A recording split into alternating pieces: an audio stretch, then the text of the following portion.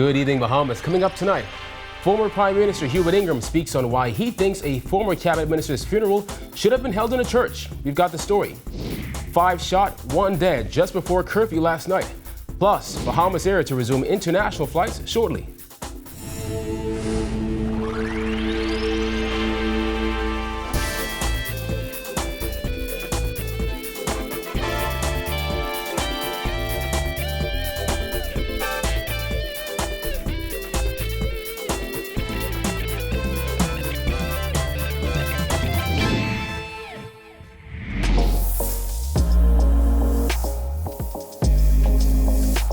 Our News is brought to you by Airline. Welcome to Our News and thank you for joining us. I'm Kyle Joaquin. Former Prime Minister Hubert Ingraham making rare comments to the media today as he criticized the Minutes administration for not allowing former Cabinet Minister Darrell Rhodes' funeral to be held inside a church. Ingraham said the decision was not only inconsiderate, but very wrong. Here's Jasmine Brown. The former Prime Minister did not hold back as he expressed his extreme disappointment just moments after speaking with Rhodes' family. I think it is very wrong and inconsiderate of the government not to permit former Minister Darrell Rhodes' funeral to be held in a church, St. John's Church, where he attended. The former Prime Minister spoke out on the issue after declining to speak on other issues, saying he did not want to say anything controversial. However, he insisted he had to speak up about what he thought was an inconsiderate move by the government just after he viewed Rhodes' body, which was lying in state at the House of Assembly, where Rhodes served for a quarter of a century. He gave distinguished service to the Bahamas over many years. In fact, his first election in 1971 helped to change the course of history in this country, because it was the time when the Free PLP ran and the UBP ran, and after the election results came out, they were able to get together and form the F&M. While Ingraham said he did not want to involve himself in any controversy over the emergency orders, he is not the first person to have raised concerns over the funeral restrictions that many say are causing unnecessary heartache for those who have lost loved ones. According to the current emergency orders, funerals held on New Providence and Abaco are to be held graveside and are limited to 10 people, not including the officiant and mortuary workers. Rhodes died on October 13th at the age of 77. The Andros native was first elected to the House of Assembly as the MP for Mangrove Key in 1971. He served until his retirement in 1977. Opposition leader Philip Brave Davis reflected on Rhodes' place in Bahamian politics. Mr. Rhodes has served this country well. He was the youngest minister in the government, having been appointed sometime in 1973-74, and he continued there until 1992. He made a significant contribution to the modern Bahamas as we know it today. He'll be sorely missed. Rhodes held several cabinet portfolios, including the Minister of Labor, Minister of National Security, Minister of Education and Culture, Minister of Transport, and Minister of Home Affairs. Reporting for Our News, I'm Jasmine Brown. A teenager was gunned down on Peter Street last night during a shooting incident that left 4 other men nursing gunshot wounds. Heartbroken family members described the victim as mannerly. Jared Higgs was on the scene and has the latest. The teenager who was killed on Wednesday night is 18-year-old Dwight Williams Jr., according to his parents. We're following all the leads at this time to confirm the reasoning or the rationale for the incident. Police say it was shortly after 7 p.m. when officers were alerted to a shooting incident on Peter Street. A group of persons were gathered in front of a residence. When a small vehicle approached, 2 men exited the vehicle and produced firearms, which they discharged in the directions of the persons gathered. 5 men were hit, one of them fatally, the other 4 taken to hospital. 3 of them are in stable condition but are being treated. 1 was treated already and appears to have been discharged. Our News understands a Defense Force officer was among the men who were shot. We're told that one of the men was grazed in the head by a bullet. Neighbors say a 6th person was shot in the buttocks but ran home. Neighbors say the group of men were hanging out at this vacant lot. That's when the shooters pulled up and started firing shots in their direction. At least 5 of them were hit, all of them scattered, and one of them actually died in that blue house. Family members didn't wish to be interviewed on camera. However, they described Williams Jr., nicknamed DJ, as intelligent and mannerly. He was going to turn 19 in December.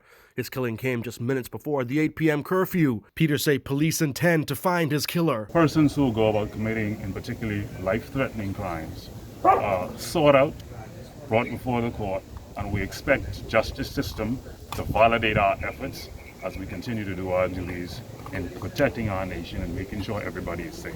Reporting for Our News, I'm Jared Higgs. Progressive Liberal Party leader Philip Davis is calling Prime Minister Dr. Hubert Minnis too ambitious for saying that Bahamians could have a good Christmas. Davis said the Minnis administration's plan to contain COVID-19 in the Bahamas has been ludicrous so far and added Minnis appears to be overly optimistic. His optimism, which is tied to the data that he said he's received, could only be shared if he shares the data. We don't know what data he's relying on, but all I can say is from what they are letting us know, we are in serious trouble. We accept and we appreciate that the management of this crisis is very, very poor. On Wednesday, Minnis expressed hope that Bahamians will be able to enjoy the Yuletide season with fewer restrictions if they follow health protocols. However, Davis said the Bahamas has to see some improvements in the management of the COVID crisis first.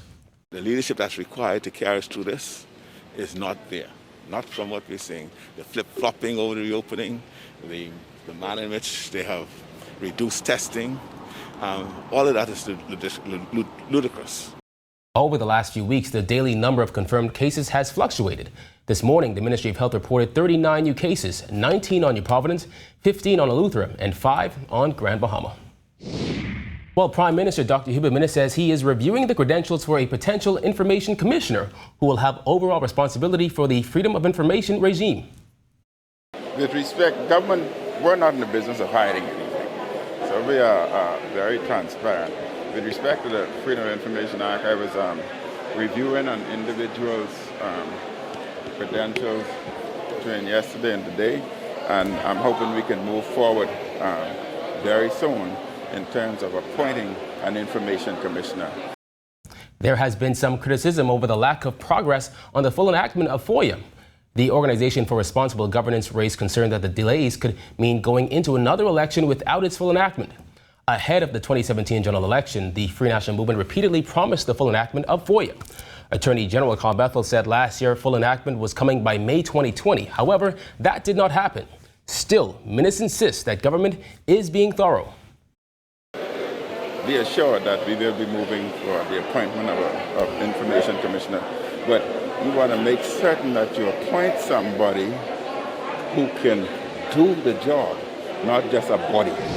More news on the way, but here's a first look at weather with meteorologist Greg Thompson. Good evening, Greg.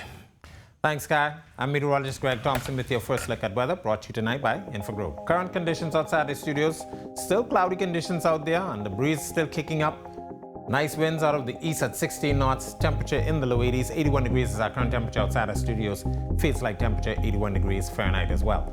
Outside our studios and across the area, lots of moisture still associated with what was or is tropical depression. Eta is still pumping across our area, keeping conditions rather unsettled. We will continue to watch that throughout the rest of the night. That's your first look at weather. Your extended forecast is still to come. Still to come, education officials respond to concerns over COVID cases in some schools. Plus, Christmas shopping off to a bumpy start. Stay tuned.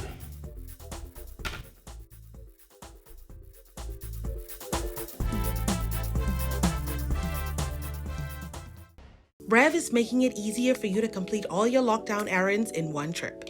You can now pay your Rev bill at all participating Solomon's locations, including the Yamacraw, Old Trail, and Lucaya Freeport locations, effective Thursday, April 23rd, from 9 a.m. to 5 p.m., and thereafter, Monday to Saturday, 9 a.m. to 5 p.m. So shop for those much-needed groceries and pay your bill at the same time, all the convenience in one location.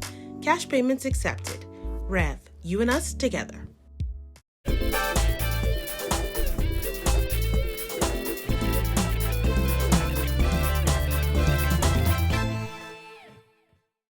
You're watching Our News. Welcome back. Bahamians should expect cases of COVID-19 at schools from time to time, according to BUT Area VP Quinton LaRota. Both he and the Education Minister agreed that schools will not be spared from exposure to the virus, and the only thing educators can do is follow protocols. Jillian Gray reports. Well, the minister said they are looking at ramping up testing for Ministry of Education staff and teachers. While the rapid antigen test may be the answer, no decision has been made on that front as yet. Discussions with regard to testing, with regard to our officers, meaning the Ministry of Education officers, which naturally include teachers. No decision has been made on that at this time. Lloyd said it's not surprising that several schools have been affected by COVID-19, adding this is the reality of what we're dealing with during a pandemic. We cannot be surprised that in workplaces, in homes, in schools, and other places there will be a COVID-19 situation. We follow the protocols, okay? This is the reality of this 21st century, 2020 now, where there is COVID-19. Education officials recently estimated that as many as 30 schools across the Bahamas have been affected. Teachers on Grand Bahama, who primarily conduct face-to-face lessons, have raised concerns. A teacher tested positive at Freeport Primary School in early October, and weeks later, several other schools, including St. George's High, were said to have cases. Proper sanitization protocols were followed, according to the education minister, adding that as this is a collective effort, if someone did not follow protocol, their colleagues should report them. If someone is not doing what they ought to be doing, please invite us to know about it so that we can have some remedy applied to those individuals. We also spoke with BUT Area Vice President Quintin LaRota about the concerns of teachers on that island. He said while he does expect there to be a case or two from time to time, they will not put their teachers at risk. So I'm concerned about the spread. But I'm not more concerned about the school than I am about if I go to the food store, if I go to a bank, if I go to some friend's house. It's out there, and we just have to do our best until something happens. Reporting for Our News, I'm Jillian Gray. Bahamas Air Chairman Tommy Turnquist says the struggling airline is seeking the green light from the government to resume international flights this month. We're in discussions with the government with regards to the restarting, obviously with the new travel protocol in terms of the health visa, the cost of the health visa, what's required for travelers. They wanted to get that started, which started on November 1st. They're looking at November 8th for domestic travel. And once that's up and running, we hope that we'll be able to start in our international routes the following week. Once international flights resume, Turnquist says the airline will likely start with Florida. Initially, we're still only talking about Fort Lauderdale, Orlando, initially. We're looking at going in to Miami as well in terms of some other opportunities that we have there. So again, we are gonna go into Miami once a day in the morning, and we're looking at that. And then we'll look at the Abaco West Palm Beach route thereafter. The Prime Minister's promise of a good Christmas may be welcome news for some New Providence residents who attempted to begin their Christmas shopping this week but found it difficult due to curbside shopping. With the Christmas season approaching, curbside shopping proving to be difficult for some customers who said that with the frustration building, it could affect if they'll be giving Christmas gifts this year. You basically have to just get whatever you could get, even though it's not really what you want, but it's better than nothing. But it's nothing like, going inside, touching, feeling, looking at color. Whatever they bring out, you have to be satisfied with it. Even if you only allow 5 or 6 customers in at a time, that's better than standing outside and having to wait to get what you want, or people bring out a bunch of stuff and then you still got to have people up and down. So I think this is really ridiculous. I think just so the food store can open and it's no problem, open other businesses too. Nicole, who attempted to shop for Christmas decorations, said while the process is frustrating for shoppers, she feels for employees who are forced to run back and forth serving customers. You're not quite sure as to what it is you want. You need to see. And because you don't have that option, somebody cannot see what you want. And so the the salesperson bringing a number of items outside, and only to be told, listen here, I don't really like any of them.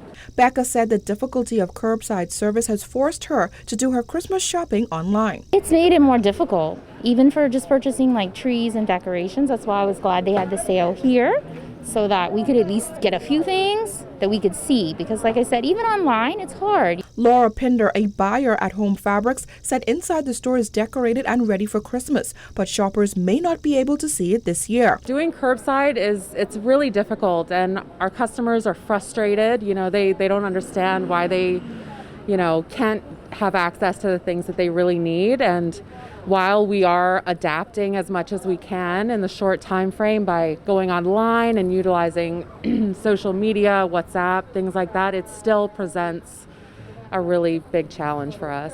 So what does this mean for Christmas shopping this year? These shoppers said they probably won't be doing their regular gifting. Money is hard to come by now, so just to pick something just for the sake of picking it and it's not really what you want, I prefer to let it pass. It's just too hectic. It may be perhaps easy to say, listen here, here's a couple of dollars on a card. Reporting for Our News, I'm Georgie Bain. Still to come, how lockdowns and curfews have impacted the average Bahamian. Plus, New Jersey students step up to help students impacted by Hurricane Dorian. Stay tuned.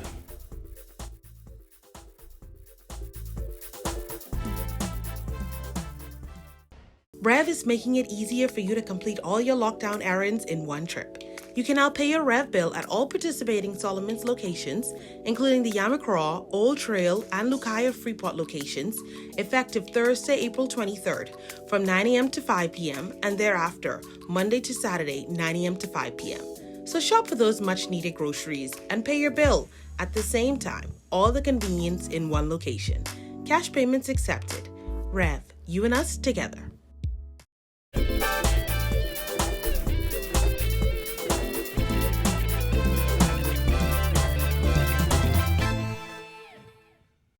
24-hour weekend lockdowns and weekday curfews have hit some Bahamians harder than others.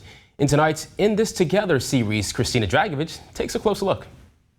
The Bahamas has been under curfew for 230 days. That's nearly 33 weeks of restrictions, or about 63% of 2020 that we've spent at home. Lockdown, baby, lockdown, baby. This is powerful. The downtime has been good for some, getting creative juices flowing and opening up the doors to new businesses and partnerships. Voila. It's a new product responding to a concerning demand. I think as long as COVID is around, I think people will need shields. We have a situation on the island and within the country where the country needs hand sanitizer. The Prime Minister told people to start thinking out of the box. We're thinking out of the box. But for others, it's been a long, dark tunnel with no apparent end in sight. Equality Bahamas Director Alicia Wallace says no one could have anticipated the impact constant lockdowns would have on Bahamians' mental health. The mental burden of this has been, I think, unimaginable. I don't think that people thought that they would feel this way. I think a lot of people were fine for a long time, and in the last couple of weeks just felt like, I can't do this anymore, I need some help. The Bahamas Psychological Association has introduced a hotline providing support 24 hours a day to anyone who may need it. And we also have other groups that offer counseling, including Bahamas Crisis Center, Dr. David Allen's The Family, and then if you have your own therapist or counselor as well, definitely connect with them. This year, the WHO is calling for the massive scale-up of mental health investments worldwide. To learn more about the resources available in the Bahamas, visit bahamaspsych.org. Reporting for Our News, I'm Christina Dragovich. An elementary school student from New Jersey led the charge in raising funds for school supplies to donate to students affected by Hurricane Dorian. Kaylee Matajika, her dad Chad, and Principal Lynn Damasio said after hearing of the devastation caused by the killer storm, they knew they needed to help. I was watching the weather. We saw, Kaylee saw over my shoulder the Hurricane Dorian. So she started asking questions. She started seeing the devastation from the school and was asking what we could do. But most importantly, we want them to be kind people, compassionate, and empathetic, because that is what the world truly needs. And so, Kaylee, we are so proud of you. Companies like Staples in Cedar Grove, New Jersey pitched in when they heard Kaylee and her school were collecting donations. The school supplies will be shipped to students affected by the storm, starting with several students of Sadie Curtis who had to be relocated. Principal of Sadie Curtis, Carolyn Mitchell, and student Del Renee Mitchell thanked the New Jersey school. These donations will go a long way in changing the lives of our students. We humbly accept the donations and will be sure to use the school supplies to maximize our learning experiences. Some private schools like Jordan Prince William have had to reduce their staff complement and offer partial scholarships for students whose parents were unable to keep up with school fees, according to Principal Arthelia Isaacs. That's why she was grateful for the donation of laptops from the school's Alumni Association today. The association's president, Laureate Lightfoot, says they have major plans to give back. These are the initiatives that we're going to do. One of them is a Wall of Fame. The other one is the extension to the building at the back. And the other one is also a place where persons can read. They can read and sit in quiet. So we really need your financial support. No matter how small it is, it will be kept confidential. According to the school's principal, the pandemic caused a drastic drop in enrollment at both the primary and high schools, going from about 1,000 students to 500. But with students displaced by Hurricane Dorian still at the school, Isaac said the donation will help a whole lot.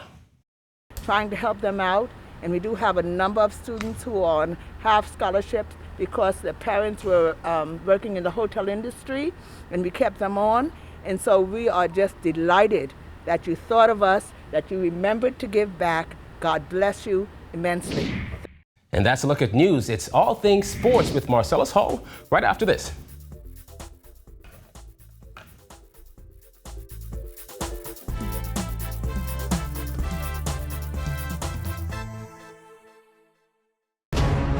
So the project really pays itself back. Correct. They set up at the conference, more the school.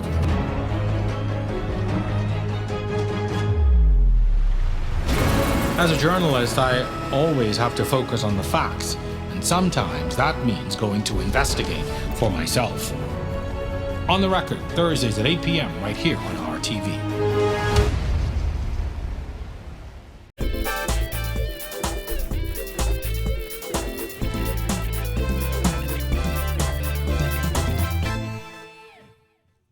In sports, Thursday Night Football returns with an NFC showdown between the 49ers and the Packers. Marcellus Hall reports.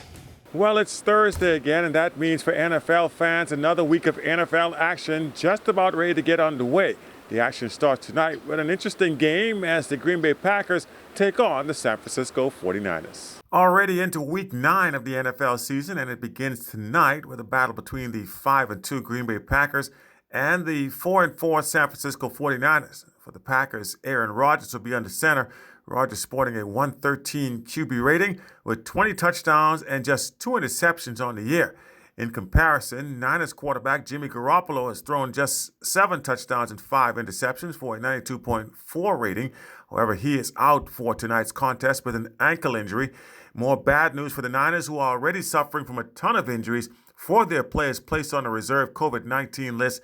They include wide receiver Kendrick Bourne, fellow wideouts Brandon Ayuk and Deebo Samuel also on the list, along with left tackle Trent Williams. Green Bay will also be without a number of players due to COVID-19. They include running back A.J. Dillon, who tested positive on Monday, fellow running back Jamal Williams, and linebacker Kamal Martin also ruled out, as both were considered close contacts. That being said, the game is scheduled to take place no matter what for tonight. So we'll continue to give you full details on tonight's football game. We'll also invite you to check out the Locker Room Sports Show, which comes your way tomorrow evening at 6:30. It'll be week 6 of that particular show. So far, it's been pretty good. Hope you guys tune in at some point in time. Reporting for Our News, I'm Marcellus Hall. And that's a look at news. We throw it back to meteorologist Greg Thompson for the extended weather forecast. Thanks, Kyle. Our second look at weather tonight is being brought to you by Bahamas First. What's first for you comes first for us. Satellite view around the region. We have Tropical Depression Eta still across Central America, Honduras, as a matter of fact, pumping a lot of moisture across that area. The moisture stream will continue to provide some unsettled weather across the islands. We also have that strong high pressure still providing the strong winds. National Hurricane Center will continue to monitor the system. It's expected to move towards the north and approach the Bahamas through the weekend. Your boating forecast for the northwest and central Bahamas tonight through tomorrow. Northeast to east winds 20 to 25 knots. Seas will be running 4 to 7 feet, but up to 10 feet along the Atlantic exposed areas. while in the southeast Bahamas an easterly flow 15 to 20 knots seas 4 to 6, up to 8 feet along your easterly shores. Here's a look now at your national forecast.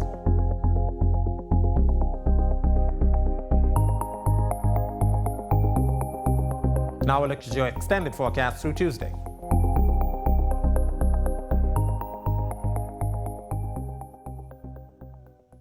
That's a look at our weather. Make it a great night, everyone. And now your Royal Fidelity Market Recap takes a look at today's markets. It's now time for tonight's Financial Market Minute, brought to you by Royal Fidelity, your local investment bank.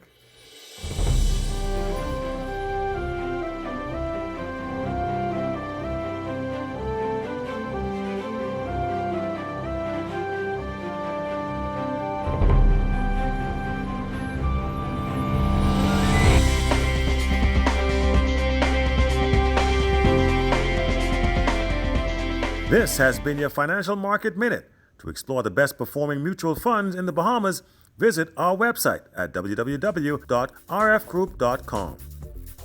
Well, thank you for joining us for Our News Tonight. On behalf of the entire team, I'm Kyle Joaquin. Stay tuned for a brand new episode of On the Record with host Jerome Sawyer. Have a good Thursday evening, Bahamas.